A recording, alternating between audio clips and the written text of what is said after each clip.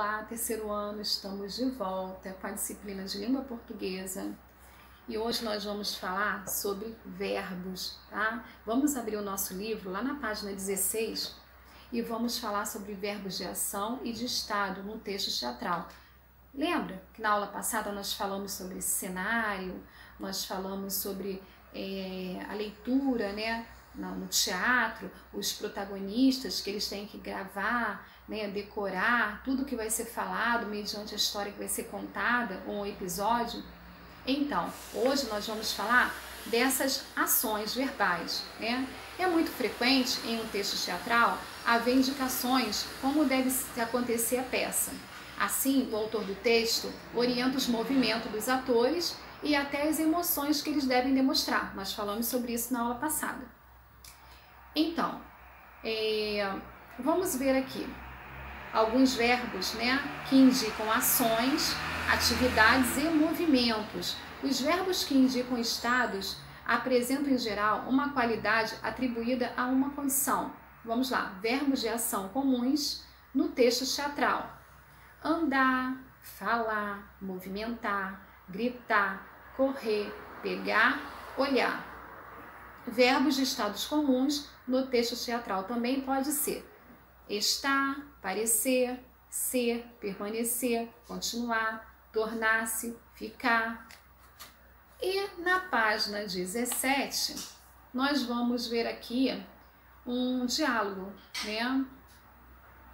Um diálogo entre duas pessoas e que vocês também vão realizar algumas atividades, tá? A partir da página 17.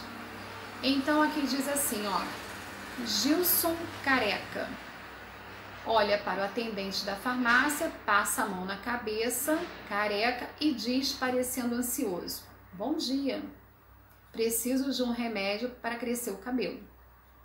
O farmacêutico, né, sorridente, aparenta boa vontade e aponta para estantes de remédios. Grande ou pequeno? Gilson careca diz, continua ansioso e responde sem pensar muito: pequeno. E volta a passar a mão na cabeça: é que eu não gosto de cabelo muito comprido. Bom, aqui está mostrando, né, a fala, as ações e os movimentos, né, parte verbal. E aí vocês vão pintar de azul os verbos de ação. Quem são os verbos de ação? Olhar, passar, dizer, apontar, né? Esses são os verbos. Responder, pensar, passar. Esses são os verbos de ação, né? E vai pintar de amarelo os verbos que indicam estado. O estado que se encontra ali no momento, ó: aparenta, continua, parecendo. Esses são os verbos que indicam estado, certo?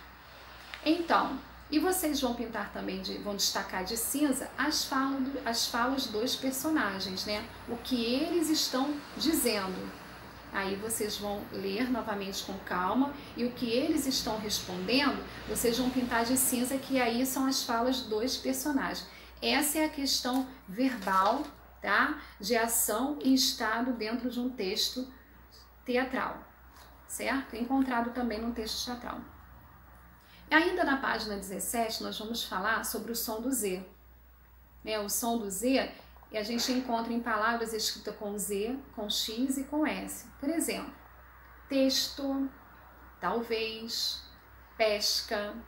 Bom, se eu for perguntar aqui qual é o som dessas palavras, vocês vão me dizer. Mas vamos lá. Texto, eu escrevo com X na palavra. Talvez, eu escrevo com Z no final. E pesca, eu escrevo com S. Porém, todos têm o mesmo som, né? E daí a gente até se confunde na hora da escrita. É possível perceber que as letras, essas letras que estão destacadas aqui no livro, elas possuem o quê? O mesmo som, que é o som do S, né? Assim ocorre nas palavras, em outras palavras, por exemplo, triste, exportar, fazer, exemplo, desenho. Por exemplo, fazer tem o Z. Exemplo tem o som do Z, mas eu escrevo com X. E desenho tem o som do Z, mas eu escrevo com S. Então, quanto mais a gente escreve, quanto mais a gente lê, mais aprendemos. Tá? É por isso que a leitura é um aprendizado diário. Ler muito e faz muita atividade, e ler muito, com certeza, faz com que a gente aprenda mais, tá bom? Lá na página 18, tá? Vocês irão fazer atividades, vão formar palavras com bastante atenção, que tem o som do Z, né? Palavras que devem ter sílabas com som de Z. E aí está tudo embaralhado, né? As palavras estão assim, todas embaralhadas, vocês vão desembaralhar e vão escrever com cuidado, com atenção, tá? E daí vão exercitando também para ir decorando, né, as escritas, né, com S, com X e com Z, tá? Façam com atenção, façam com cuidado, que ao exercitar e através das leituras diárias, vocês vão daqui a pouco estar bem craque aí na escrita e na fala, tá bom? Então eu vou deixar anotado aqui as atividades para vocês fazerem em casa e espero que vocês tenham entendido e compreendido a explicação de hoje. Beijo e até já!